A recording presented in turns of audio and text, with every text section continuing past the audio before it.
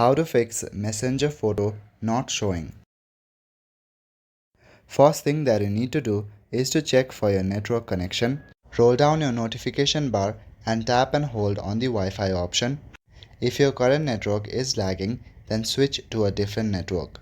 You can also try to switch between your mobile data and your Wi-Fi to see if that works. Now navigate to the Messenger app and tap and hold on it. At the top right corner, click on the eye icon to go to your app info. In your app info, select storage and click on clear cache. Now go back to your previous page and at the very bottom, click on force stop. Click on OK and after some time disable this. Once this is done, then check if the photo appears. If the photo is still not showing, then follow these steps.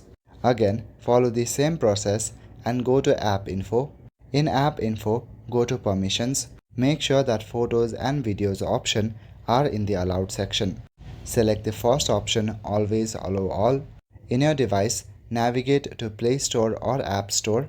Go to the search bar on the top and search for Messenger. If you see any kind of updates available for this app, then click on the update option to update your app. After doing this much, your problem should be fixed.